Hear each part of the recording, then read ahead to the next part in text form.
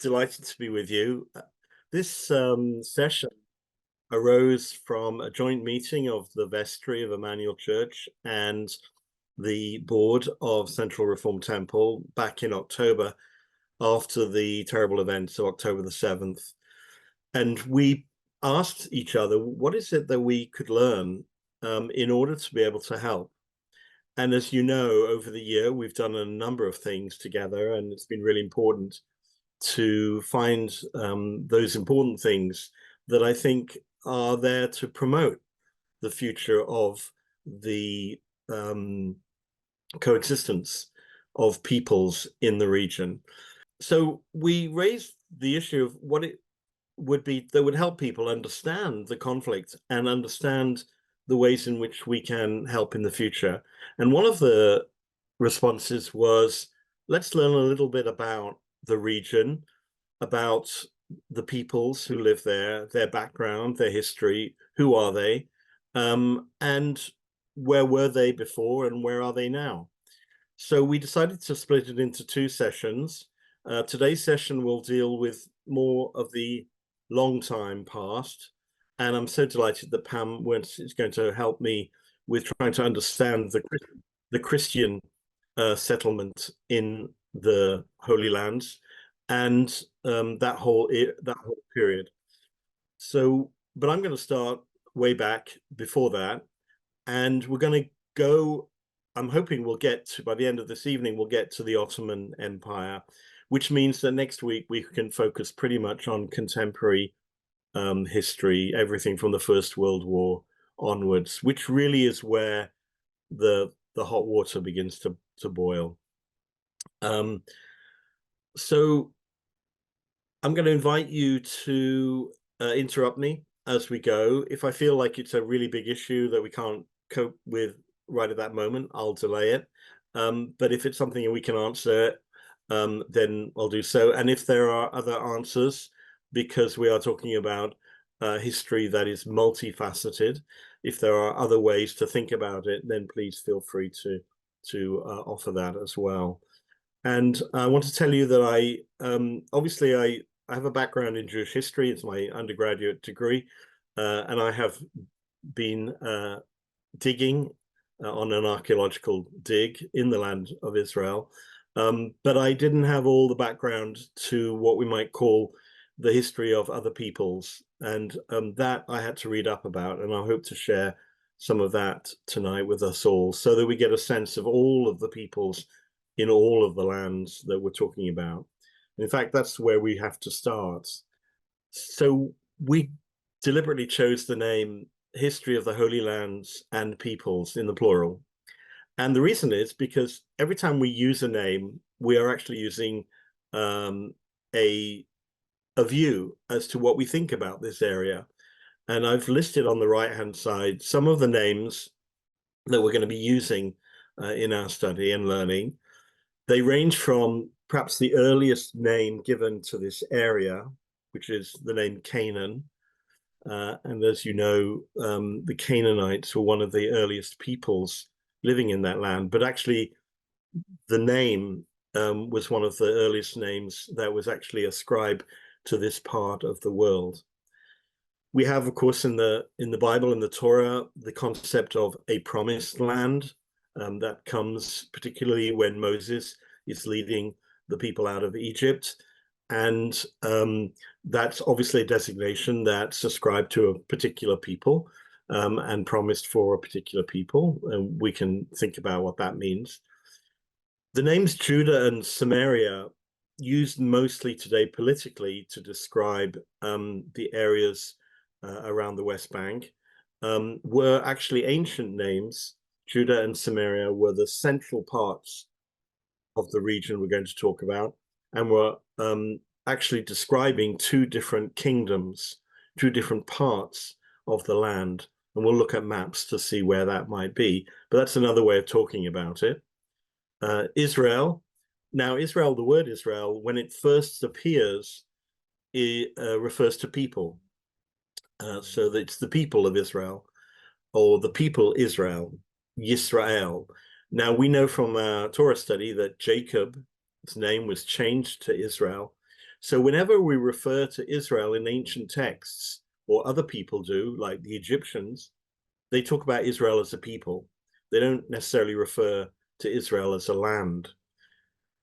We know this from our prayer book. When we are together praying on Friday night in Jewish communities, when we say, Oseh Shalom Bimramav, may peace be spread amongst Israel, we don't mean the land of Israel, we mean the house of Israel, the people of Israel. That's the way Israel is used in the prayer book. So the word Israel designates the people, but the word Eretz Yisrael, land of Israel, designates land. And that's the way the Bible describes the places where the people of Israel lived. Today, if you go to Israel and you speak to an Israeli, or an Israeli addresses you in the street, and you're talking in Hebrew with them, and you ask them where they're from, they'll say Haaretz. They'll say, I'm from the land. And that's what they mean, the land of Israel. Judea was a name that was used in Roman times to describe this region. Palestina, we know that name. It's a name that was originally perhaps connected to the idea that the Philistines lived on the coastal areas, and therefore from Philistine, you get Palestina. But the word Palestine or Palestina was not used in any of the Old or New Testaments, or indeed in the rabbinic literature. It was really only used by the Romans, first of all, and fell out of use for a long time. As we'll notice later, the Turks, the Ottomans, didn't use it either.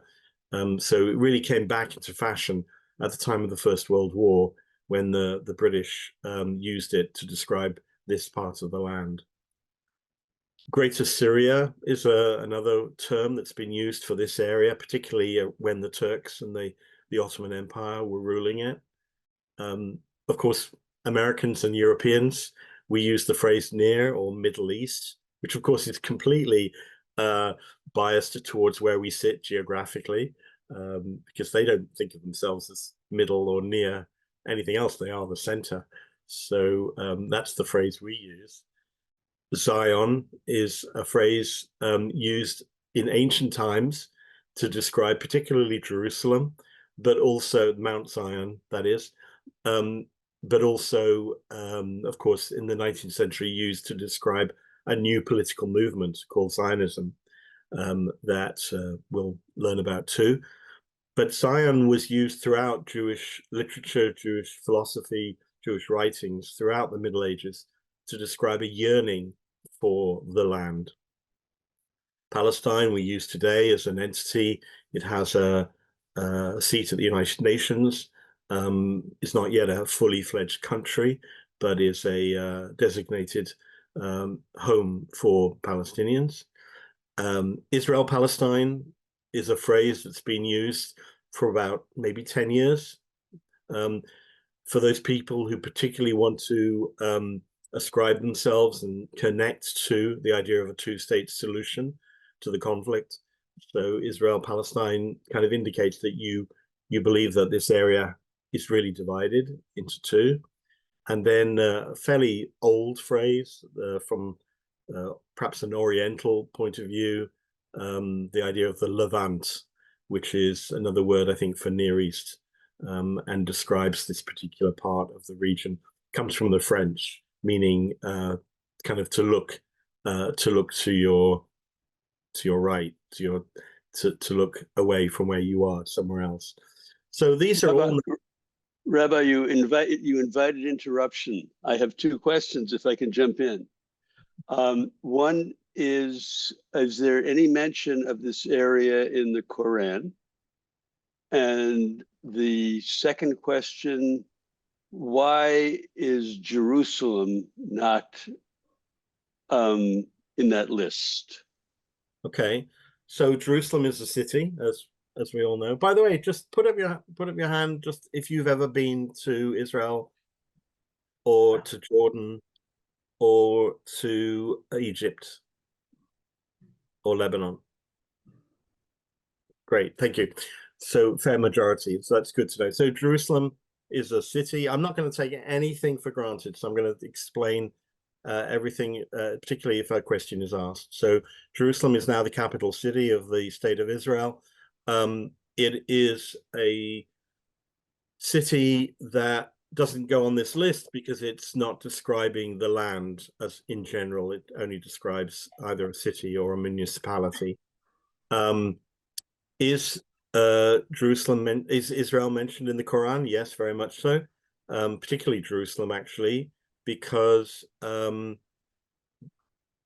this land is a land that has importance to Islam, and we will talk about that a little later when we get to the Islamic occupation of the land. So I just wanted to show you that the conflict or the problem starts from the very beginning, depending on what term you're going to use. Leslie. Rabbi, sorry, can you just give one or two sentences on how Zion started and how Palestine started before the British were using it? Right. So Zion. Thank you. Zion is described, particularly in the Hebrew prophets, as an ideal. It's something to look up to. As I said, the Palestina was first used by the Romans, but may have been a derivation of the fact that the Philistines lived, and we'll look at a map in a minute. I'll show you where they lived. So it may be connected to the word Philistine. There is a Hebrew word in the Bible, peleshet, which describes a group of people, and maybe that's also a derivation of the word Palestine, but we're not entirely sure where that word comes from, but definitely was being used by the Romans in the Roman period. Right, let's have a look at where we're going to go. The first thing to notice is the geography. The power of geography tells us so much about why this has been a problematic area of the world. For so long, it's been a crucible for conflict, for difference, for problems. But there's a geography, there's a reason for that. Obviously, people make problems, and it's the peoples that we need to be talking about. But it's also to pay attention to the power of geography. There's a scholar called Tim Marshall. He's written a couple of books about the power of geography. And it's so important to note the physical aspects of the topography of the land in order to really begin to understand its meanings. So first of all, the very first thing to note is that this part of the land is part of the Great African Rift Valley. So we are sitting on a fault, a fault line in the earth that goes from all the way from the top of Lebanon all the way down to Kenya and onto the East African Rift Valley. So it's one line that goes all the way down north to south. And we have on that line the deepest part of the earth, which is the Dead Sea. We also have mountains, and we also have great craters. In Hebrew, they're called machtesh. They're a unique phenomenon. They only appear in the Negev, and they are all part of this rift, this pulling apart that is slowly, gradually happening to the Earth's crust. Now, when you live on a rift valley, when you live on a fault line in the earth, whether it's San Francisco or here, it affects your mentality, it affects your safety, it affects your psychology. And the people who have lived here have always felt that very much as they notice what's happening around them. There are earthquakes and there are tremors that appear frequently in this part of the land and of the connections.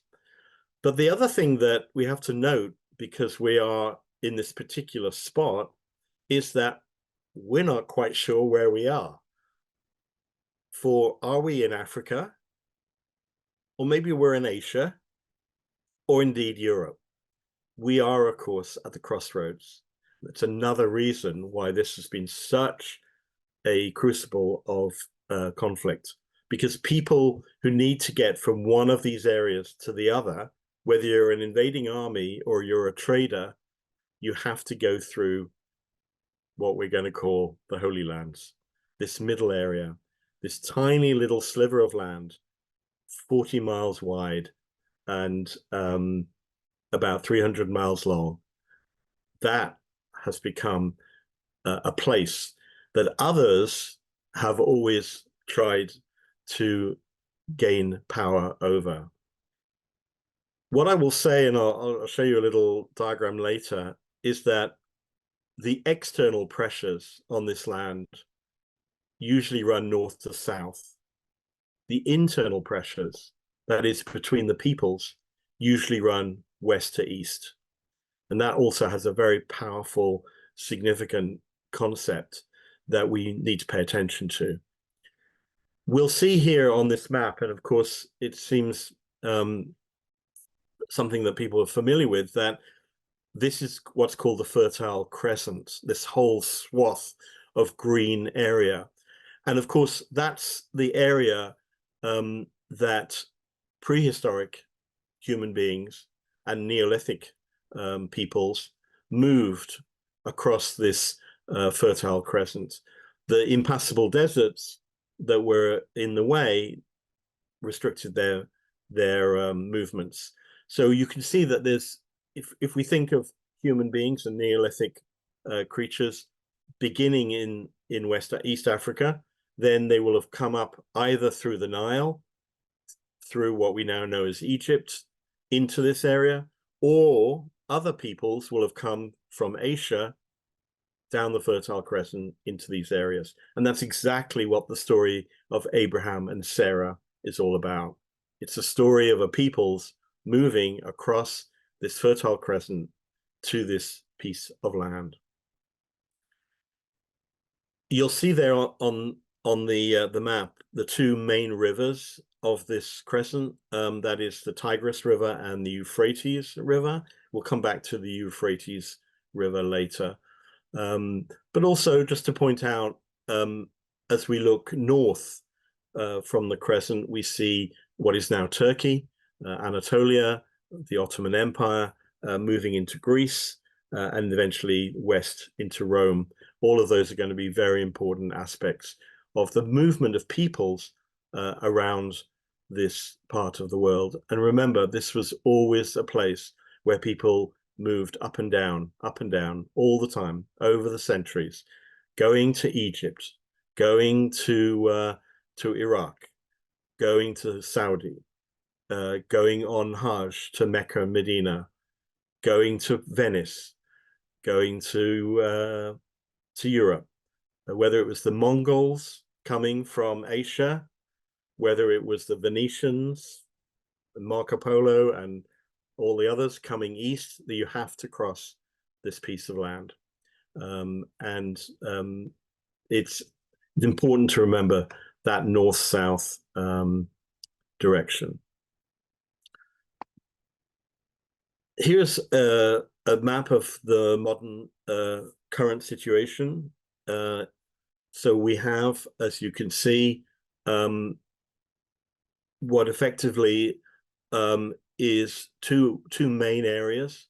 The area that is now part of the state of Israel, that goes from the Negev in the south through a coastal plain to a northern area called the Galilee. And then to the east, you have a highland area with low hills, low mountains, and that's today called the West Bank, but also Judea and Samaria. And you have the Jordan River running down the spine that is fed from the Sea of Galilee or Lake Kinneret in the north into the Dead Sea, which is, as I'm sure you all know, is a salt sea. And the Jordan River feeds that watercourse from the north all the way to the Dead Sea. The water comes from Mount Hermon, which is in the far north, up here in the Golan Heights. Israel today and Israel Palestine, if we want to call it that, is surrounded by 5 countries: Lebanon in the north, Syria, Jordan, and Egypt, and of course the Mediterranean Sea on the west.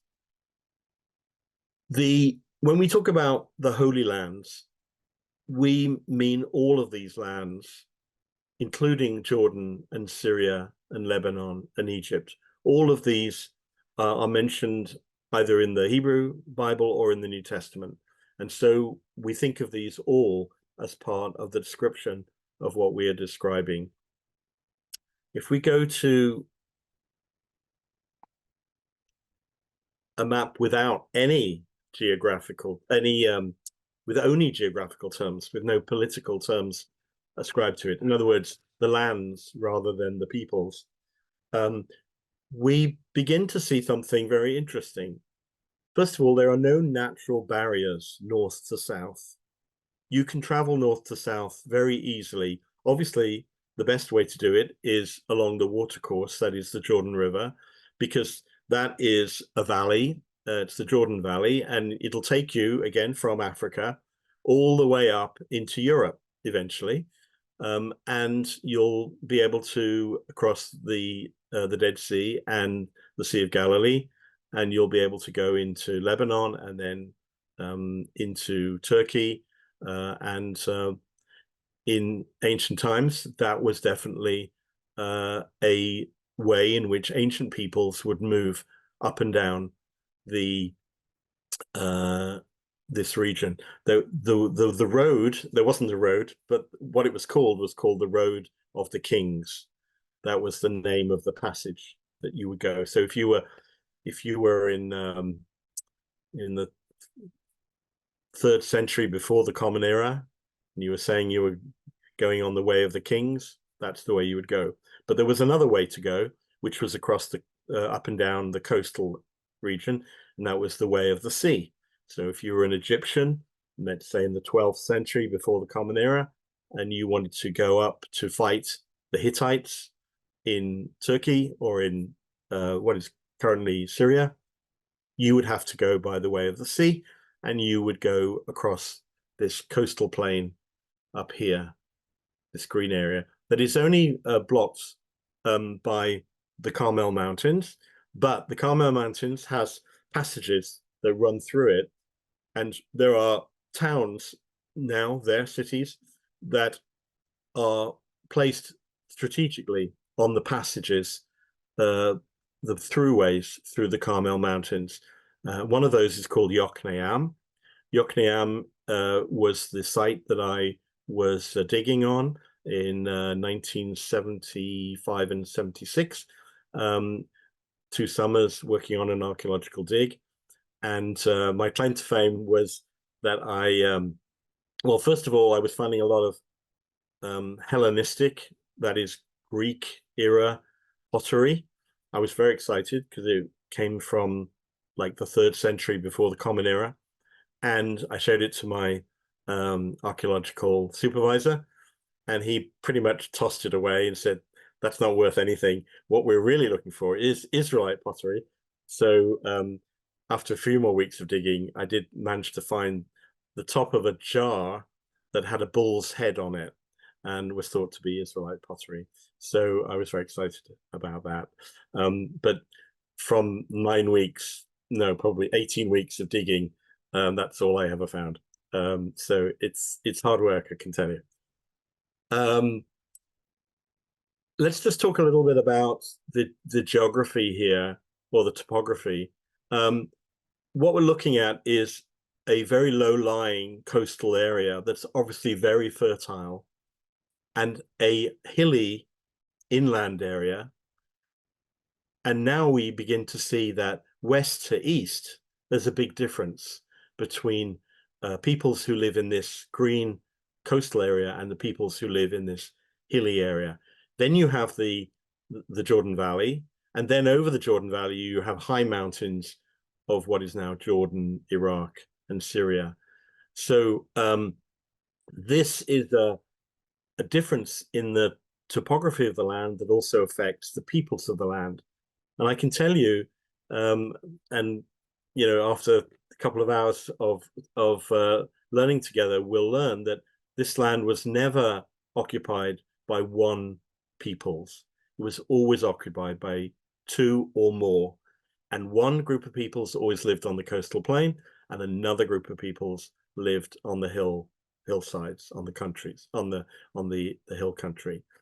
And when you map this onto, let's say, the 1947 United Nations partition plan, there's not a great deal of difference. In fact, we looked earlier a little bit that, Israel, the state of Israel, is mostly in the coastal plain, and the Palestinian entity is mostly in the Judea and Samaria region, the West Bank. So there's always been groups of people occupying these different parts of the territory, and the west to east conflict has always been internal. So whereas the north-south conflict has always been external, that is, empires invading, journeying up and down, the internal conflict has always been west to east.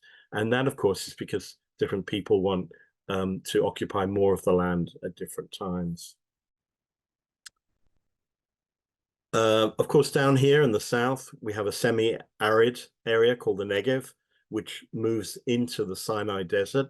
The Negev is, if you've been to the Negev, it's a wonderful, it's not a desert, it's an arid area. It has obviously a very high temperature and low water, and it's also good for growing, particularly for all kinds of modern techniques of growing where lots of water is not required because there's lots of land, and the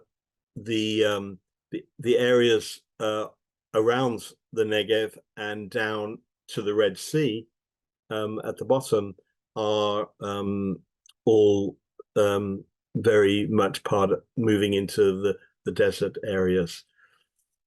North of this area, Rosh HaNikra, the Lebanese border, which is today, you get there's no real natural border there. There were definitely times when there was no border there whatsoever. Lebanon is a fairly modern state, so most of the existence of this land hasn't seen a border at the north, and people would go back and forth to the cities that were north of this area, like Tyre, Beirut, Ankara, all the way round towards Istanbul. So this was a fairly open area until very recently. And so west you have the sea, north is an open area, south is the desert, and east is the mountains, first of all, of Jordan, and then into Arabia. And of course, that gets very difficult to cross. So most of the, as we said earlier, most of the traveling has to be north-south. And here's just to emphasize a bit more of the physicality. And you can see the raised mountain range, hill range here, what we now call the West Bank, the coastal area here. And here you'll see, I don't know if you can read that because it's quite small, but let me just point out that this is the area called the Plain of the Philistines. We would now call that Gaza. This area has always been occupied in ancient times by a different group of people from the Israelites. So when the Israelites occupied the land, this area was separate. It was called the area of the Philistines, and we'll talk a bit about them in a minute. And up here, this is called the Plain of Sharon. And up here you get, as you go into the Galilee, you get Phoenicia, where the Phoenicians also existed for a very long time. Phoenicians were a group of sea peoples, probably had an Aegean origin from the Greek lands. They were not Semites, much as the Philistines were probably not Semites, meaning that they had come from different parts of the Greek islands to come and occupy this territory. And most of the battles that the ancient Israelites had in the Bible are between Philistines and others, people who live in this area, like Moabites over here, Ammonites, the king of Bashan, who was a giant. Down here you have the land of Idumea, where King Herod was born. And up here you would also have, in this area around Damascus, you'd have the people who were called Samaritans who would live there. So there were lots of different peoples living in this land. It was never one people in this one land. Bob, yeah. Who were the Semites? Semites are people who have an ethnic identity connected to this ancient land, and also share a language. They share a root language, which is either Hebrew or Aramaic, also Akkadian, Mesopotamian. So the Semitic group of languages are a group of peoples who shared common roots around their languages. That makes them Semitic. Rabbi? Leslie? Unfortunately, I can't read that area that you noted, Gaza, Ashkelon, Ashdod. Yes, you've got the marker right on it. Yeah. That gives me the impression that Gaza at one point was geographically larger than it is now, that it went further north. Yeah. Yeah, it wasn't called Gaza. Gaza was the name of a city in ancient times. The area was called Philistina, or the plain of the Philistines. Gaza as a modern entity is an invention of Egypt, who owned Gaza for a long time. We'll get to that next week. But it did at one time include Ashkelon and Ashdod, or and Ashkelon was a famous Philistine city. In fact, I think Goliath, if I'm right, came from Ashkelon. He, remember David and Goliath? Yep. They were fighting the Philistines. So I don't remember exactly where Goliath came from, but he's definitely a Philistine. So from that area. Great, thank you. And just again, topography being important, looking at it from another point of view, what you'll see here is the distances that are very, very small. It's 15 kilometers from the green line, what's called the Green Line today, the area of the West Bank, to Netanya. What is that? 10 miles. It's roughly 25 miles from Tel Aviv to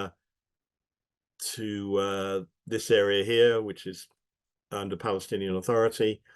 It gets wider around this area, Ashdod, so Gaza to Hebron. And you can see here the hills, the coastal plains, and then the rivers, the 4 rivers flowing into the Mediterranean that come originally from the Golan, that is, as we said before, feeding the Golan, Mount Hermon, feeding the Sea of Galilee, feeding the Jordan River, which then also helps the water flow from the mountains down into the Mediterranean. Most of the Jordan water goes to the Dead Sea, and some of it is fed by rivers from Jordan as well. Down here you have Beersheba. So at one point we'll talk about the extent of the land, and one of the descriptions in the Bible is that the land is described as going from Dan, which is up here in the Golan, all the way to Beersheba. So from when you say that, the land of Israel, the ancient land of Israel, went from Dan to Beersheba, you mean from up here all the way down to here, which of course is concurrent with the modern state of Israel. Some cities, of course, never existed in ancient times. Obviously, Tel Aviv is a modern city around the year 1900, is founded and established, whereas other cities are very ancient, like Ashdod, and of course, Bethlehem, Jerusalem. Jericho, of course, is the oldest city that we know of in this region.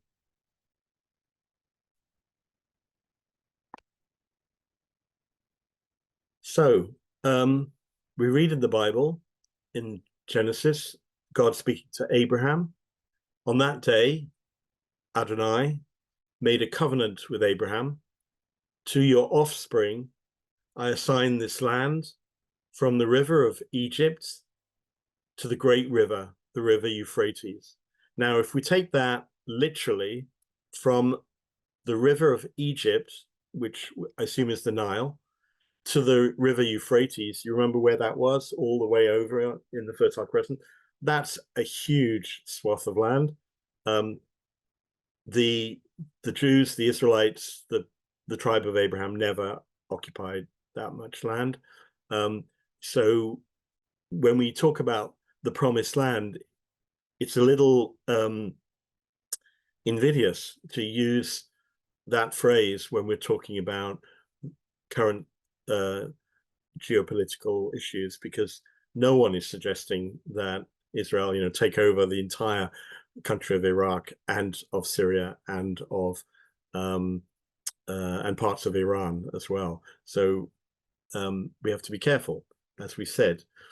So these are the people who were living in that land: the Kenites, the Kezanites, the Cadmonites, the Hittites, the Perizzites, the Rephaim, the Amorites, the Canaanites, the Girgashites, and the Jebusites. Now, we do know some of these peoples. We have some of their pottery and of their legacies and of their cuneiform writing. So we know that these people existed. The two most important people on this list are the Hittites and the Canaanites. The Canaanites we'll see, because they seem to be the original people living in the land, and the Hittites because the Egyptians and the Hittites had a love-hate relationship. The Hittites probably coming from what we now call Turkey, in other words, north of the land of Israel, and the Egyptians south of the land of Israel. And whenever the Egyptians and the Hittites wanted to have it out, they would meet in the middle, usually around Megiddo or Hatzor, and that's where great battles were fought inside the land of Israel between the Egyptians and the Hittites. And the Canaanites and the Israelites had to suffer those incursions by those peoples whenever they were living there. Now, when God talks to Moses and telling Moses to bring the people out of the land of Egypt to the promised land, or the lands, Eretz Israel, God says, I've come down to rescue them, the people, from the Egyptians, and to bring them out to a land that is good and spacious, a land flowing with milk and honey, the region of the Canaanites, the Hittites, the Amorites, the Perizzites, the Hivites, and the Jebusites. So we know, first of all, the land was occupied, that there were other people living there. We know that the Canaanites were important, and the Hittites, so they're kind of mentioned here first, but there were others as well. We know that it's, in Hebrew, it's Tovah Rechava, meaning good and spacious. There should be enough room for all. And we know that it's Eretz Zavat Chalav Udavash, a land flowing with milk and honey. Now, we're not entirely sure what that means. Milk obviously is a dairy product, so it would assume some kind of agricultural dairy farming with cattle. Tavash seems to suggest sweetness, but also honey. And since the honeybee is not indigenous to this region, it probably meant date honey that comes from the tree, the date tree. So I think it's an expression, it's a metaphor, obviously, for not only a wide and a large land, but also a good quality land that has good quality, a place where one can live and feed and sustain oneself. And so we come to the people living in the land. So far, we've talked about the land itself, its topography, its geography, how we think of it, north, south, east, west. Now we can talk a little bit about the peoples. Let's start actually from recent research. Obviously, archaeology is still uncovering lots of things, but recent research suggests that there were peoples, and now I'm talking about peoples from the Stone Age, ancient peoples living up to 10,000 years ago, living in this land. They were cave dwellers, and they were living in the caves of the mountains.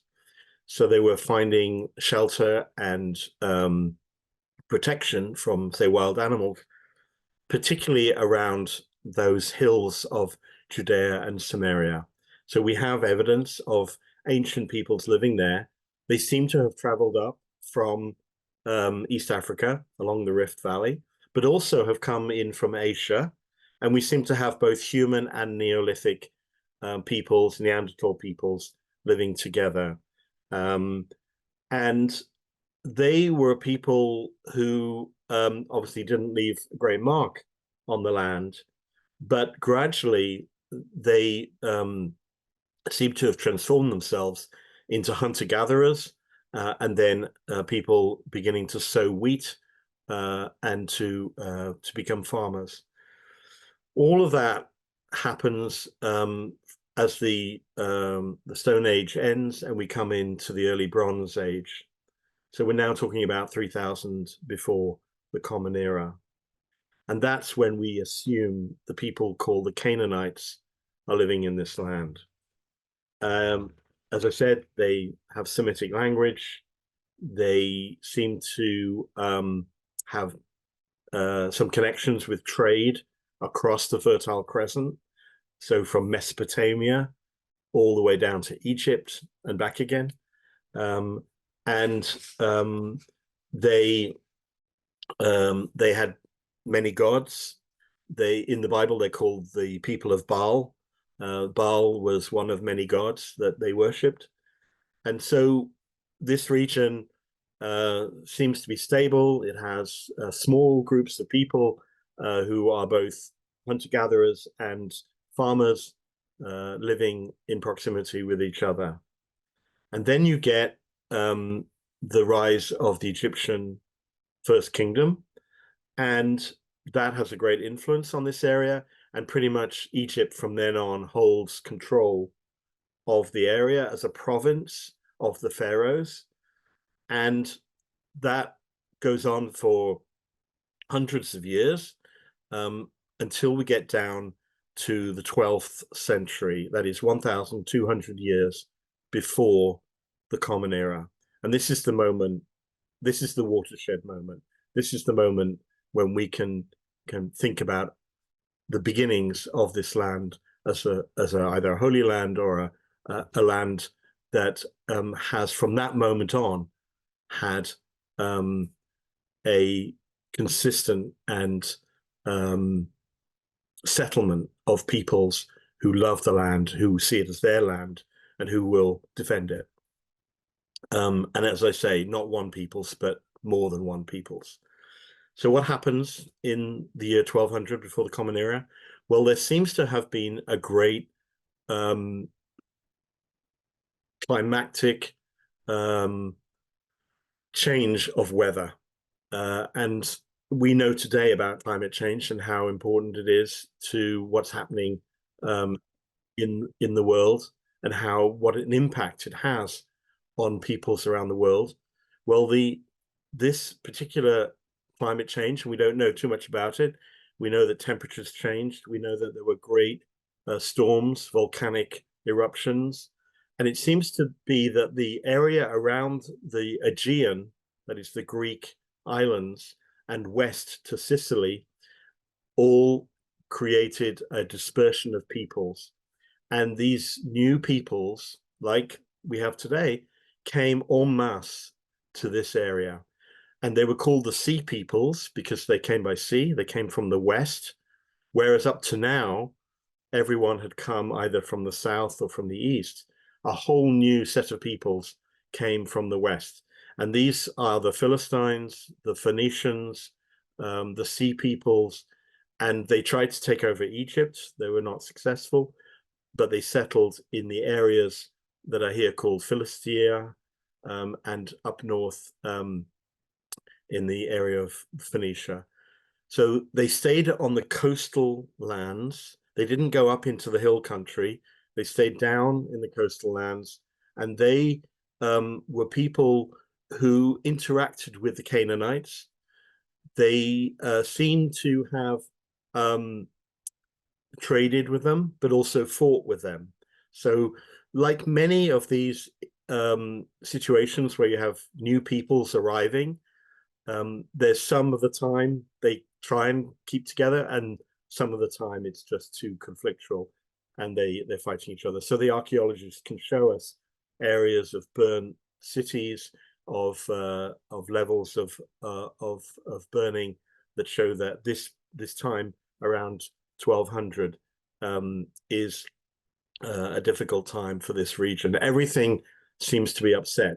And then when you look outside this region, all of the major empires of that time fall. Mycenae falls, the Minoans fall, the Hittites fall, and the Egyptians lose a lot of their influence.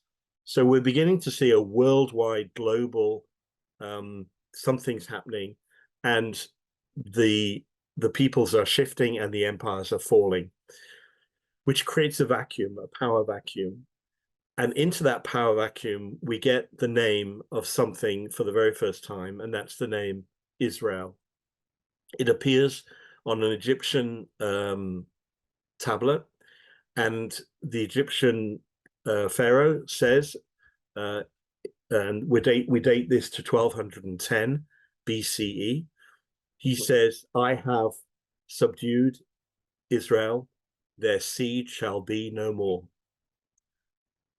That's the quote. "I have subdued Israel, their seed shall be no more." Now, Israel here is described as a people, not a land. So that's the first thing to note. And for the first time, we hear it. We have never heard it before. No one has written it down before. We have no evidence of it before. We know that the tablet refers to this area, the land that we're talking about. So we know that the Egyptians subdued these people, as they thought, in this area. And we know that a people called Israel were living there, along with the Philistines and the Canaanites.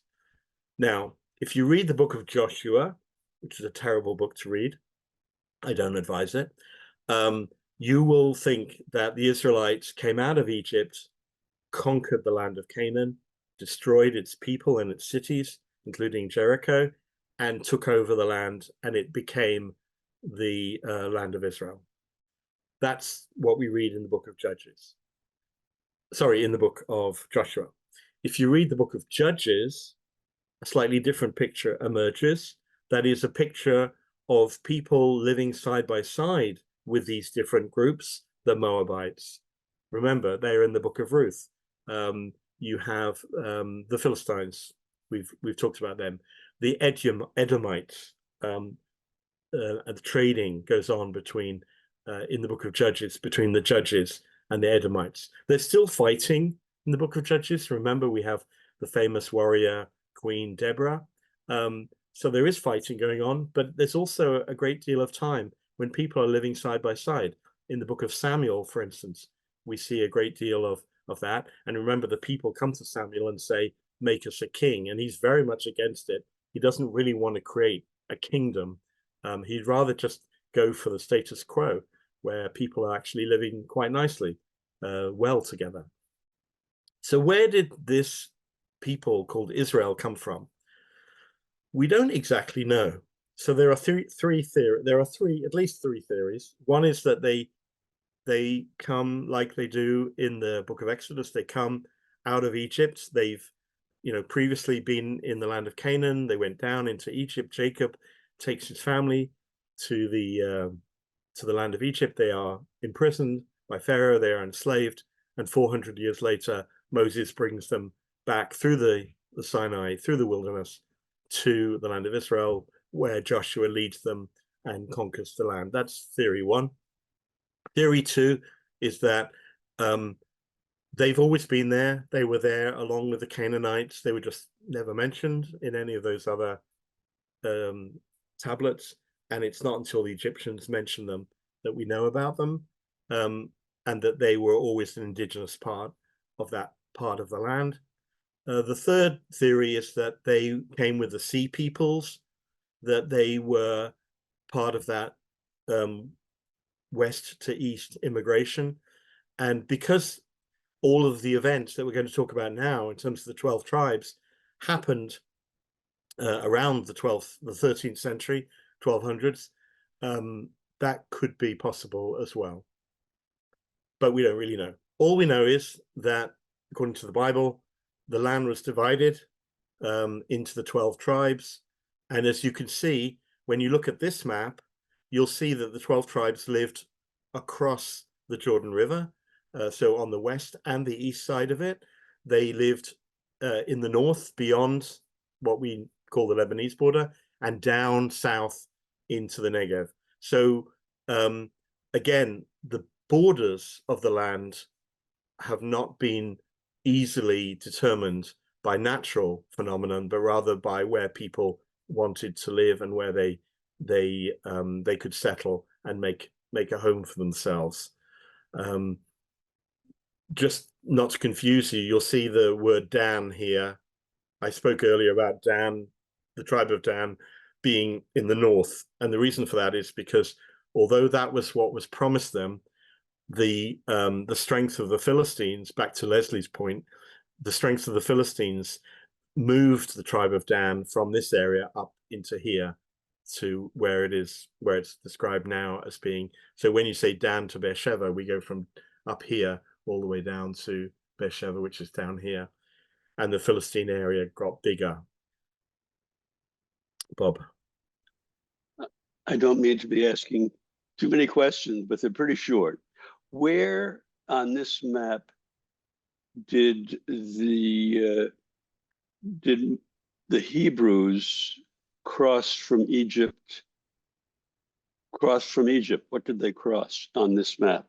Right. So if you are an advocate of theory one, that the Israelites came, according to the Bible, from the wilderness into the land of Israel, they would have come right here. There's a mountain here called Mount Nebo. There it is on the map, Mount Nebo. Mount Nebo is the mountain where Moses died, and he left the people and they said goodbye to him. And then Joshua took the people across the Jordan River, just north of the Dead Sea. So that today is where Masada, it's just north of Masada. It's where the Timnah, if you've been to the tin mines at Timnah, or Qumran, if you've been to the Qumran caves, just there, they would have crossed, and Jericho is on the other side of the river. So that's where they would have gone to Jericho. Now, we have no evidence that Jericho was burned as a city in 1200. Jericho was burned, but at another time period. So there's no archaeological evidence that the Israelites did come that way at that time, but we don't know. So what on this map is when Israel was in Egypt's land? What is Egypt here? So Egypt is not on this map. Egypt is southwest down here. Yeah, that's what I thought. So that's totally different from the Egypt in the Old Testament. Totally different geographically then, is that right? No, that's the Egypt we're talking about. So just to clarify, Egypt is down here in the southwest. The Israelites would have left Egypt, but remember, they wandered in the desert. What they should have done is they should have gone up.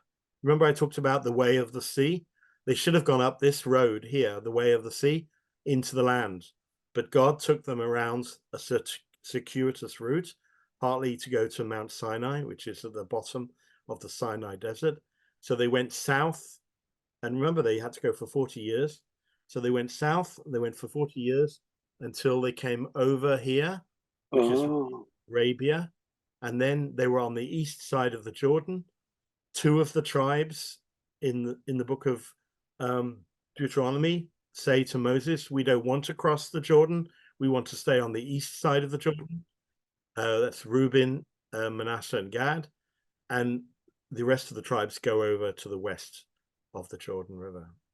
Thank you. That's very helpful.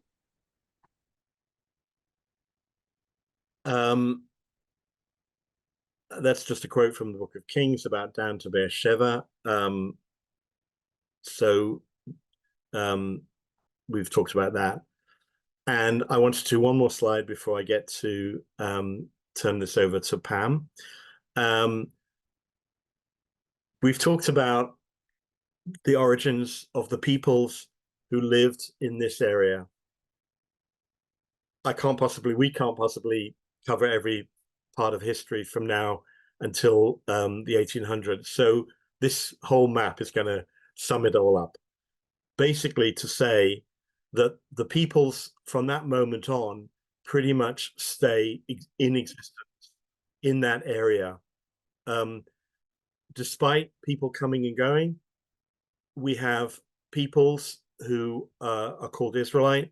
We have people who are called Philistine. We have people who are called Canaanite.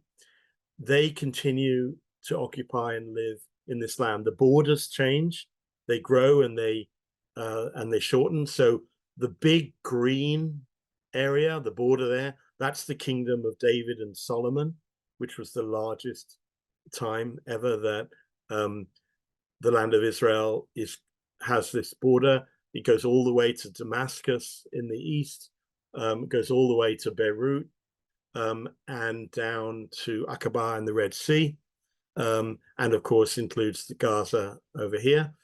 Everything inside here is the kingdom of David and Solomon.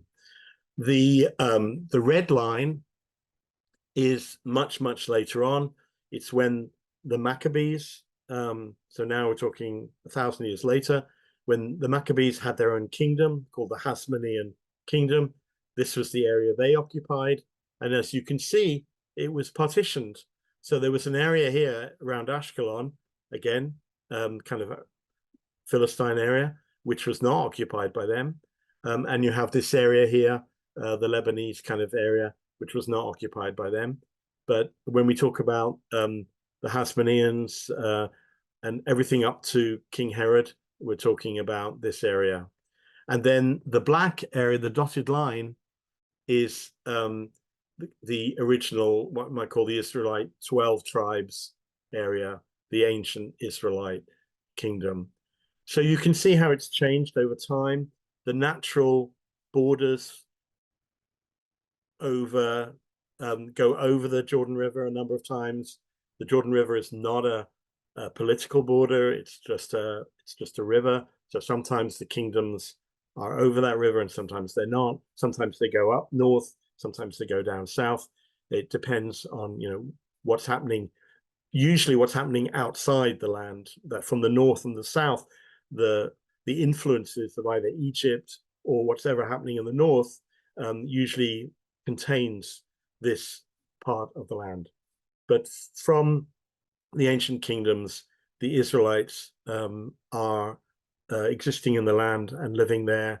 And although, of course, we know there are dispersions, there are expulsions. We have a Babylonian expulsion, we have a Roman expulsion, and there are times when Jews are living more outside of the land than they're living in the land. Then there has always been a continuous presence of Jews in the land, and particularly in the cities. And we're going to get to this later on when we get to the early modern period. The Jews particularly favored living in cities, and there became 4 cities that were most prominent. That was what are called the 4 holy cities: Jerusalem, Hebron, Safed, and Tiberias. Those were the 4 holy cities, and it was those 4 cities that Jews lived in until and continue to, but particularly until the 1800s.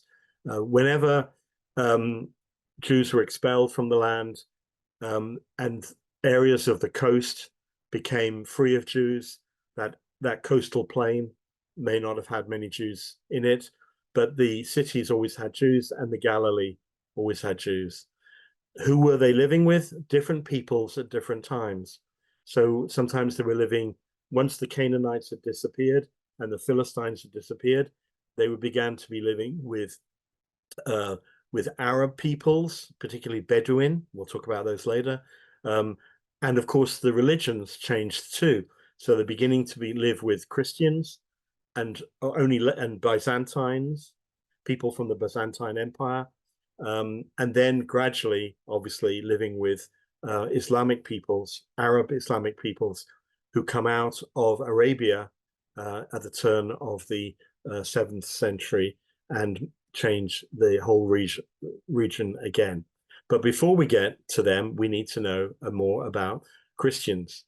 We said at the very beginning that this Holy Land area was important to all of the 3 major monotheistic religions, but it's different in different ways. You've heard how the land and the Jewish people and Judaism has been important. Now let's hear a little bit about how the land has been important to Christians. Thank you, Pam.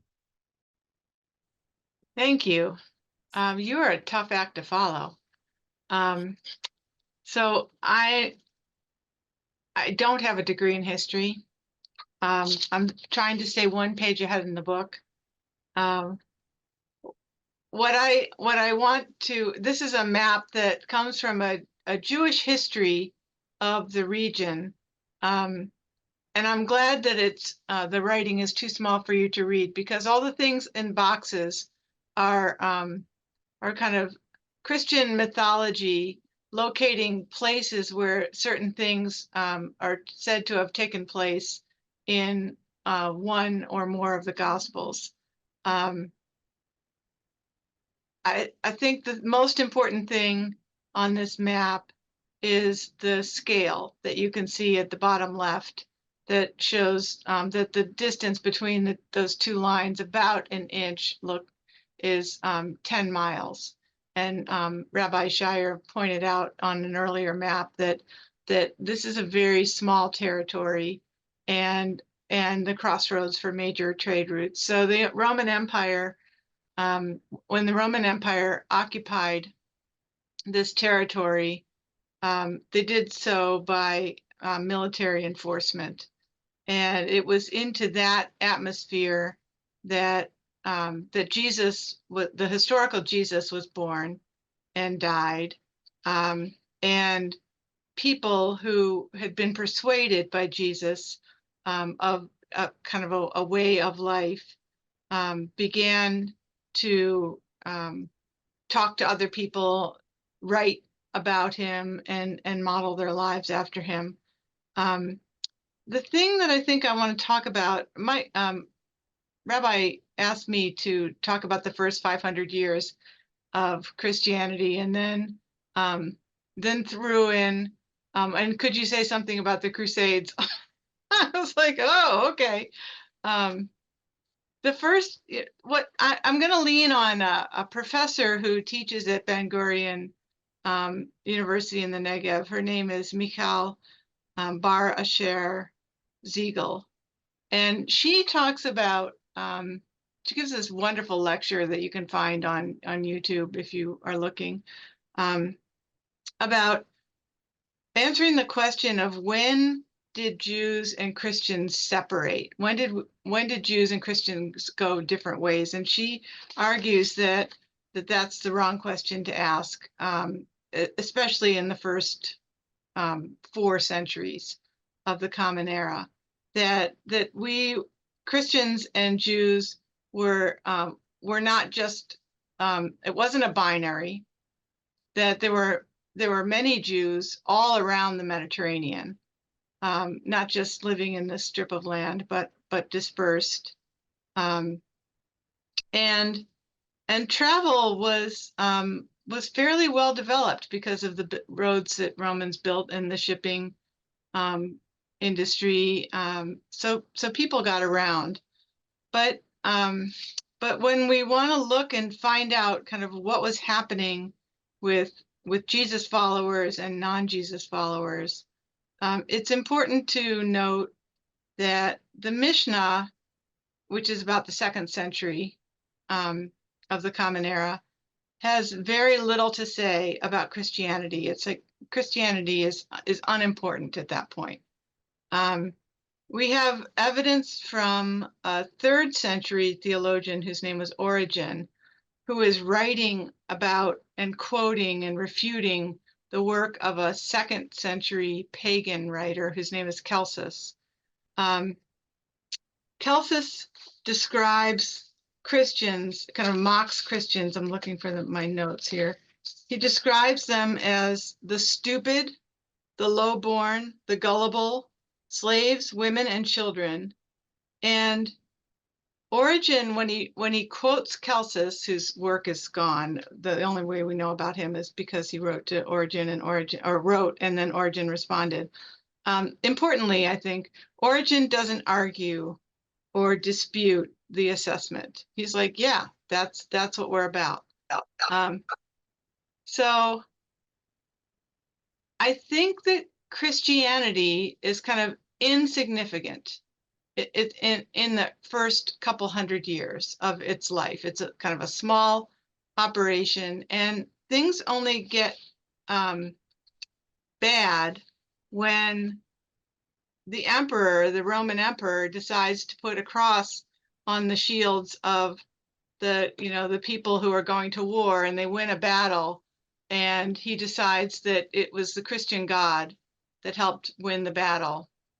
And when Christianity, really, or any religious organization, gets in bed with the empire and military and economic might and oppressive force, that things start to get really ugly. And that happens in this territory. That starts to happen in the 4th century. 4th century into the 5th century, Christianity becomes legal in the Roman Empire, and anyone who's not Christian the way the Roman Empire defines Christianity, which it has trouble doing. There's battles within Christianity for kind of what is appropriate teaching and what's right behavior and what's right doctrine.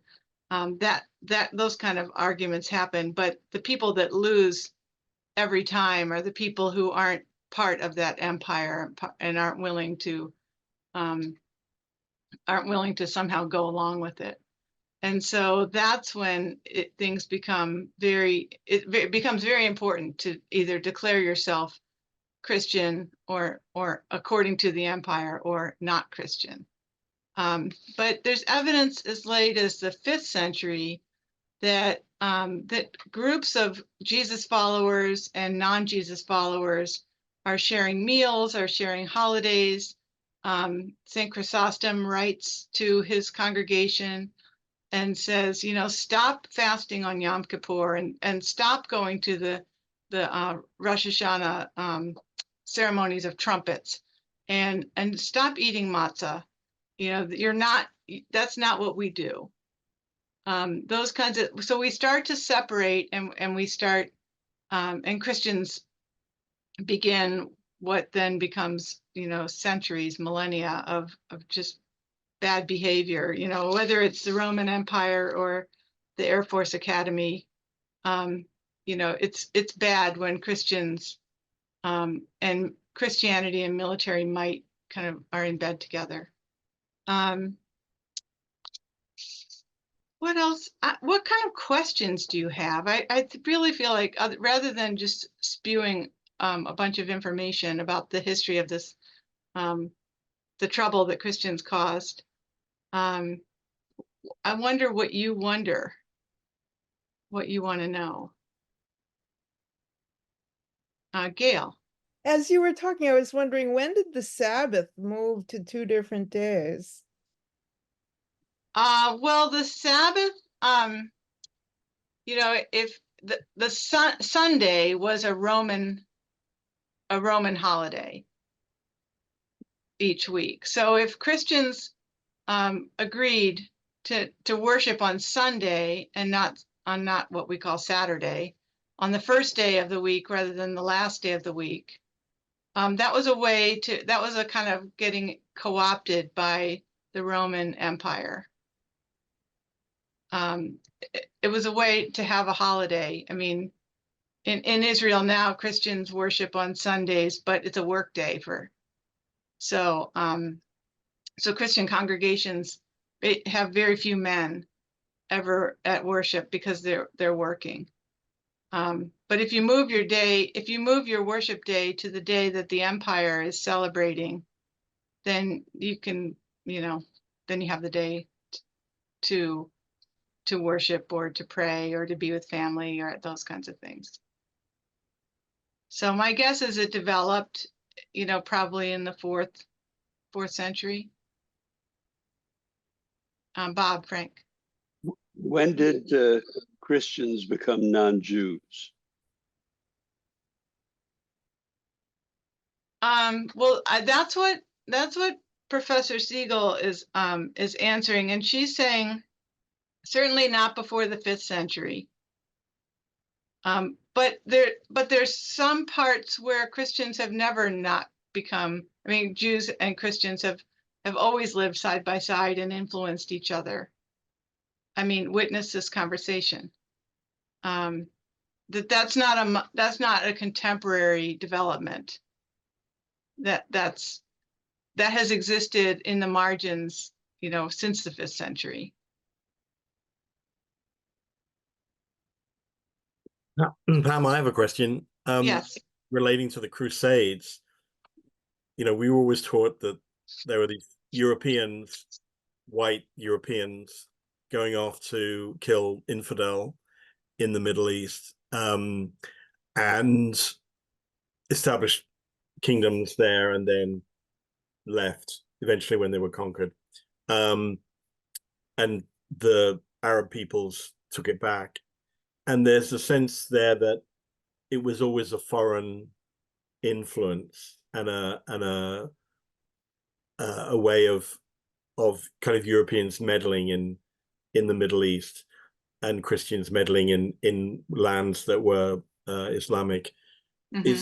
Is that a sense of what Christians feel today about the Crusades? I can't speak for all Christians, I don't think, but I would say that my branch of Christianity feels enormous shame about the Crusades, that they were kind of military expeditions that were launched from Christian monarchs to kind of plunder to conquer and plunder the land. That they gave what got people stirred up was inviting or coercing poor people to fight by promising them the indulgences, promising them forgiveness of sin, and promising them whatever motivates young men to go fight, whether it's wages or adventure or a geographical cure because they really need to get out of town. Those are the people that go and fight mercenaries, get recruited to fight.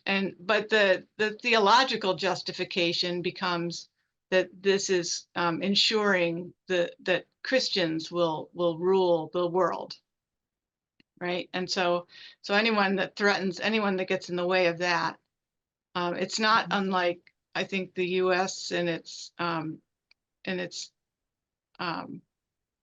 assertion that democracy will win. So we get involved in kind of wars that we can't figure out how to get out of, in the name of democracy. Right. Yeah. I saw Leslie's hand was up, and then Leslie. Oh, thanks. I think both Leslie's. I think Jane started talking before me. So go on, Jane. I'm Leslie also. I just wanted to complicate the picture a little bit. When we say Christians, it's really important to remember that an Eastern tradition of Christianity and a Western tradition of Christianity developed fairly early on, And this was not just religious, but cultural. So the eastern side of the Mediterranean, I'm oversimplifying, but led to Right. what now are the Eastern Orthodox and Oriental Orthodox Christians, and the western side of the Mediterranean led to Catholics, Protestants, Anglicans.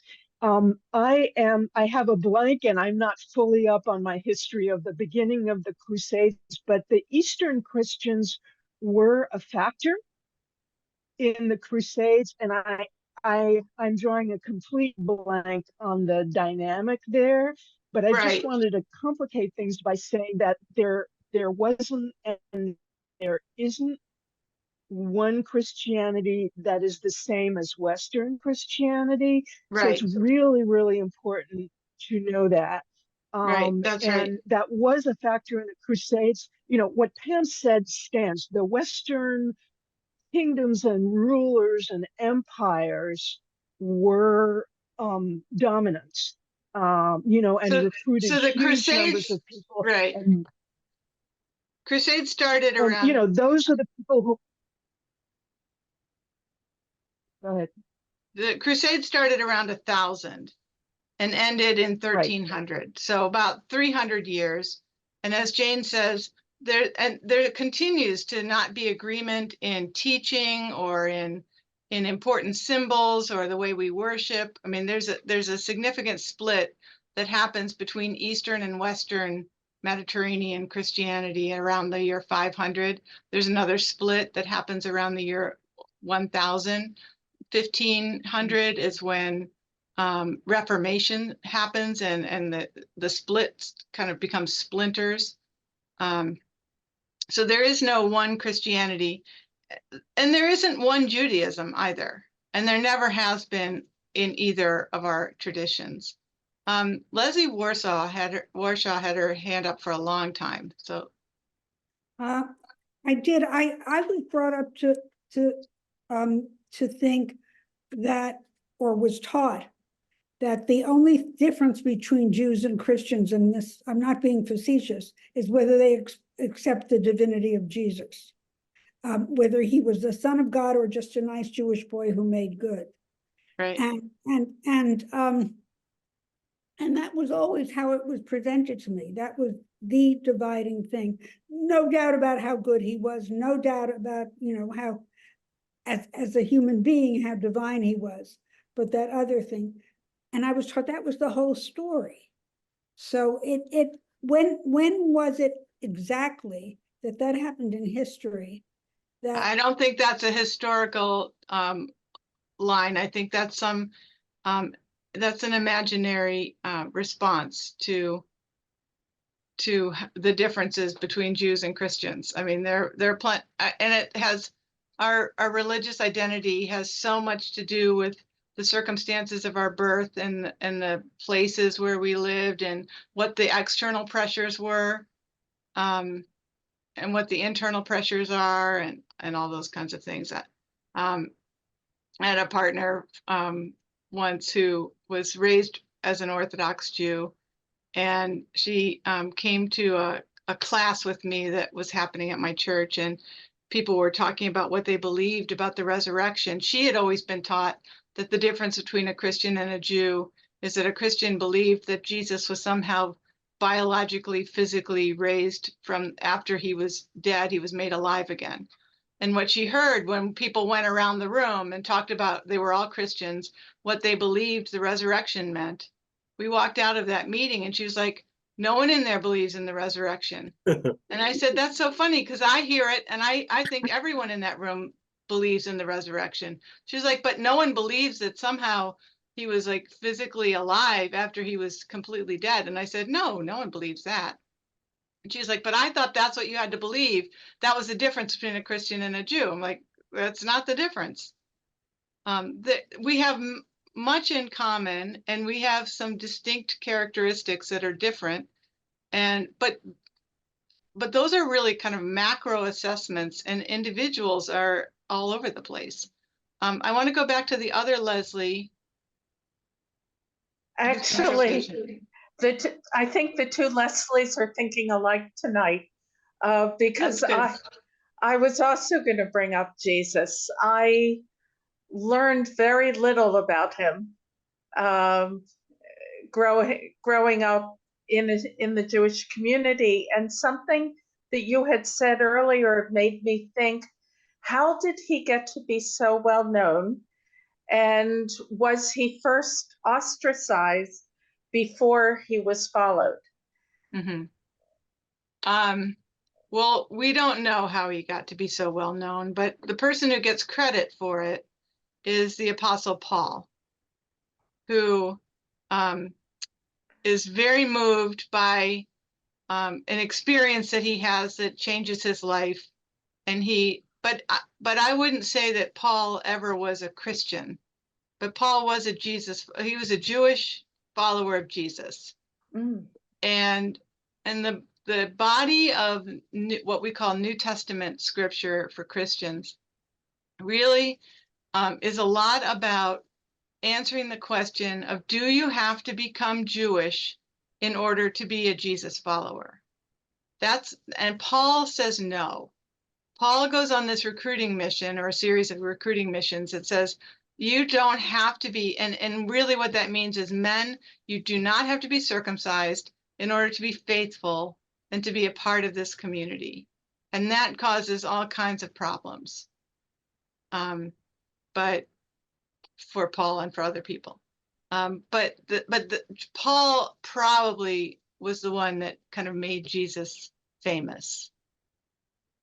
Otherwise, I don't know what we would know about Jesus. I know we're a little pressed for time, but let's take one more question and then we'll move to two last slides. Was there someone else who had their hand up? Bill did. Oh, Bill. Pam, just a quick question regarding a step back in time a little bit from the Crusades, a good bit, to the desert mothers and fathers, which I think precedes that 500-year mark. Yeah. Who was going to as these ascetics, I think, were in the desert, obviously, near Egypt, who was going to them for wisdom and guidance? Or I'm assuming it was not only Jesus followers who were also Jews, but is there any information available about other groups, other peoples that were turning to these folks? Well, the Talmud actually has, according to this Professor Siegel, uses kind of Christian monastic tropes without specifically talking about Jesus very much, although Jesus is kind of satirically treated as one of the quotes that Siegel offers is, the Talmud says that Jesus sits in boiling excrement. So he's, sitting in hot poop. He's like not someone to be followed. But the ideas of repentance and charity and prayer that are in the Talmud, are, 4th and 5th century, are very, very similar to the writings of the desert fathers and mothers. I think people who are looking for answers to what does life mean, and how, is suffering good or is suffering not good, or does suffering, what doesn't kill you make you stronger, like those kinds of life questions. People are kind of leaving the cities and searching for answers and the wisdom of the desert. Does that answer your question? Yeah. And Jennifer, did you have a quick question? I did. Circumcision becomes a big deal in identifying yourself as a Jewish person for men and boys. What's the position of Christians? There are some people who are very against, Christians who are against it, and there was a lot of history that has to do with that divide. Right. Well, there are as I said, Paul is arguing that you don't have to be circumcised in order to be a faithful member of the community. That's important because Roman baths, there's a lot of nudity, and so you can tell, this is not a secret thing or a private matter. It's a very public matter. And Christians have, I would say, probably have disagreed since the 1st century about the importance of circumcision. Was it a way to differentiate them from Jews Right. who had already? Absolutely. Yeah. Right. I mean, it's a mark that is very public for men in this Roman Empire. Great. So thank you so much for giving us the Christian perspective on many different issues. Wonderful. I appreciate that. And let me just take us to the point where we can jump off next week. And that's to say that from the relationship that was established in the land between Jews and Christians and what we call the Byzantine Empire, gradually that changed from a relationship to one with Muslims. As Islam took over this region, after the Crusades, then the relationship became important between Jews and Arabs. And that's the first time, in all of the conversation we've had so far, we haven't really mentioned Arabs as an entity. And that's the first time we will start to think about the relationship in the land between Jews, Christians, and Arabs, because Christians remain, their churches and their institutions remain, and Jerusalem becomes a city that's revered by all faiths and is secured for all faiths by the rise of the Ottoman Empire, which allows Jews, Christians, and Muslims to be there, to live there under different circumstances and not always positive. But often there were individuals who broke down the barriers between the peoples, and they made connections, and they traded, and they ate together, and they enjoyed each other's different ways of life and lifestyles, and learned from each other. So at the same time, there's been conflict, particularly around the Crusades, and then later on, when the Mamluks, a group of Arabs from Egypt, took over this region, and then finally the Ottomans, a group of peoples from Turkey, took over this region. There have always been difficulties, but there have always been moments when people have tried to find a way to live together.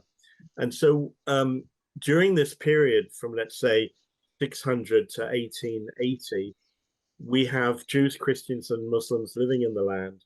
We have Bedouin, we have Druze, which is a special form of Islam. We have, as Pam says, different types of Christians, Eastern and Western Christians, and we have different kinds of Jews. We have Sephardi Jews and we have Ashkenazi Jews. And all of these peoples are living together in this land. And as you can see, I don't know if you can read the text there, but there are always Jews who are coming on pilgrimage to the land, as there are other peoples, particularly after persecution in Europe. So after the expulsion from Spain in 1492, Jews come en masse to this land. We also have Jews coming because of the mystical writings of the Kabbalah. They're coming to the little town of Safat or Safed, and that becomes the most populous Jewish town in the north. But of course, Jerusalem is always considered holy, along with Tiberias and Hebron. And finally, we get to the 1800s, and I just want to finish with this. In the 1800s, the number of people in this land or these lands is around 250,000. By the middle of the century, 1850, it's gone up to 340,000. And that's mainly, of course, a Muslim influence. The Muslim and the Druze and the Bedouin population are in the majority. Christians have a small minority and Jews even less. So from, the ancient Israelite kingdom, where Jews were definitely ruling the kingdom and in the majority. We've come all the way 2,000 years later, where there are still Jews in the land, but they are now in the minority. And the Arab peoples, Christian and Islamic, are in the ruling seat. By the time you get to 1880, and that's going to be a cutoff point for us, you'll see that the numbers have increased somewhat, a little bit, to 440,000 in the land, about 500,000 people. The Muslim population has increased a lot, and that's because a lot of refugees from Muslim lands have come to live in this region, from Algeria, from Egypt, from Syria, from the Chechen mountains in Georgia. This has seemed to be a place of immigration for Arab peoples. And under the Ottoman Empire, and particularly because there's good agriculture, and we're now very much an agricultural society, an agrarian society. The towns are small, lots of villages, lots of settlements, lots of farms. The Muslim population grows a lot, and the Jewish population hardly changes, and the Christian population, because there are Arab Christians and Arab Muslims, that's growing along with the immigration. Now, what's important about that to note is, first of all, 1880 is going to be the beginning of Jewish immigration. We will talk about that next time. But I want us to point out that there was quite an intense period of Arab immigration into this land before Jewish immigration. That's not always remembered, and it's not always noted that the peoples in the land have often come from outside. So I know there's always a question like, who are the indigenous people of this land? Who owns this land, people will ask, which of course is not a question we would favor. Who has the right to this land? Who should be the ones who own it and rule it? And I have to say that that is a changing phenomenon and has changed many times over. Yes, the Jews, the Israelites, have had an ongoing presence for a long, long time. But the Bedouin also have had a long presence over a long, long time. We don't have so many detailed records of how their families continued in the land because they don't keep those kind of records. And we don't have a census of those peoples. But, you know, if there's an indigenous people, it's obviously partly Israelite, partly Jewish, partly Bedouin. It has a long-standing Islamic presence from the 7th century onwards, and of course a Christian presence even longer, way back to the 4th century and beforehand, and for the time of Jesus. So there's not one group, and that's why we've always got to think about how we belong to the land rather than the land belonging to us. Things were quite stable in 1880. 1880 was it was a time people wanted to live there, actually, including Europeans. There were a lot of Europeans who wanted to go and live in Jerusalem or buy a farm in the Galilee.